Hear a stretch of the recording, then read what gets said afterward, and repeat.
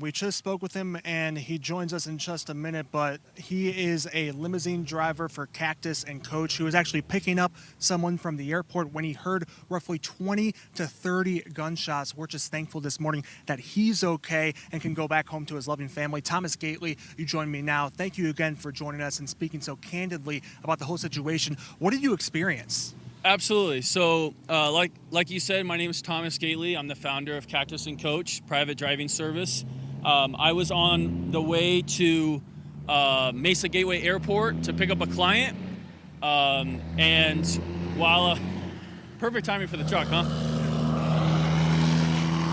While I was headed to the client's pickup location, I noticed that there were 4 Mesa police officers that were pulling over a vehicle. They were asking the suspect to get out of the car and put his hands up. He was being non-compliant. Eventually, he did actually comply. He put his hands up. He was starting to walk backwards to Mesa PD. Eventually, he decided to stop complying, which is when he was shot by non-lethal rounds. And after he was shot by non-lethal rounds, he got back into the vehicle and a police chase ensued. He got no more than a fourth of a mile down the road before he came to a stop.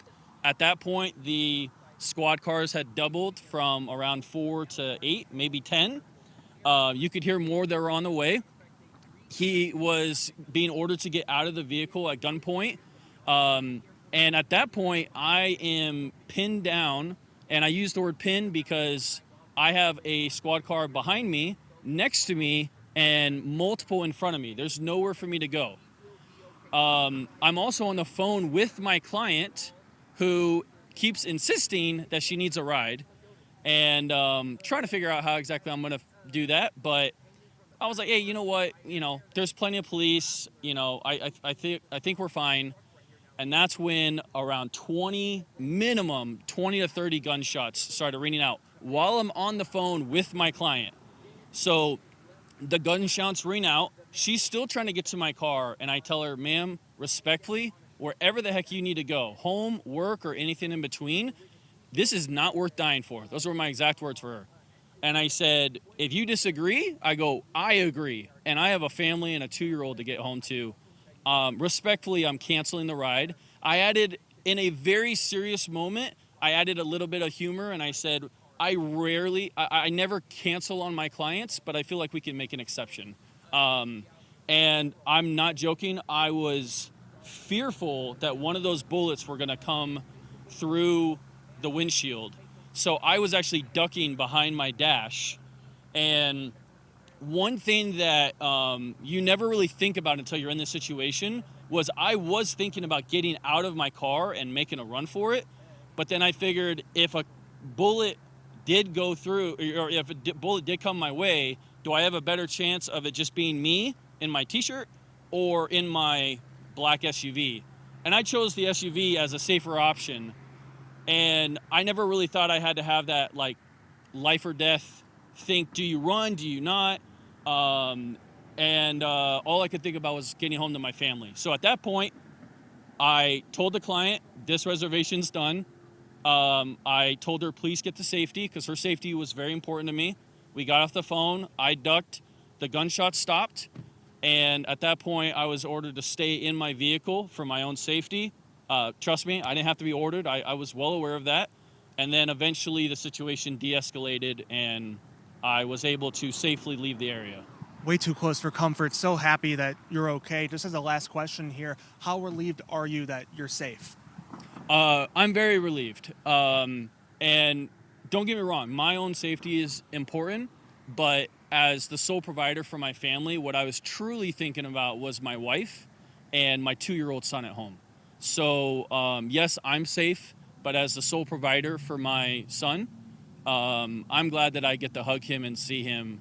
And once I'm done with this, I'll be going straight home to my family. So, one thing I forgot to mention was while I was ducked down, I actually pulled up the group chat of my family, and I sent them a message saying, I'm pinned down, there's gunshots, I love all of you. And for just a moment, I was very fearful that that was the last message I was ever going to send to my family. Wow. Well, I'm so happy that it wasn't that you get to have another moment with your family when you get home. I'm sure that will be a meaningful moment for all of you. Thank you so much for joining us and being so open about what you experienced. Again, we're so happy you're okay. Emma, a lot going on this morning. Obviously, thankful he's okay. So much more to learn throughout the morning. We'll keep you posted. Yeah, David, before we let you go, for people who are possibly heading to the airport this morning, what's the best option for them to take to try and get around the closures that are going to be lasting for quite some time? Yeah, I mean, this area is completely surrounded. I'll take a step out so you can kind of see how large the police presence is. We've been learning about several closures all morning. This is Sassaman Road you see right here. It's closed at Ray Road, but the nearby airport, Mesa Gateway Airport, that airport terminal can still be accessed from Pecos Road, or if you take Williams Field through the nearby ASU campus. And we are told at this time, too, that Ray Road Economy Lot is still open and shuttles are still running at this time. But officials say you need to allow for extra travel time if you have to head out and about to the airport this morning. We also know that there's a nearby entrance to the Chandler Gilbert Community College that is currently blocked off, so it could be affecting classes this morning, too. But Mesa Gateway Airport, as far as we know as of right now, arrivals have been stopped for the next couple of hours. Certainly a situation we'll continue to keep an eye on, but certainly if you're heading out and about in this area this morning, definitely stay tuned to 12 News and keep an eye out for any potential closures. Okay, Pecos and Williams Field, good to know. So stick with those roads this morning if you're heading out. David, thank you.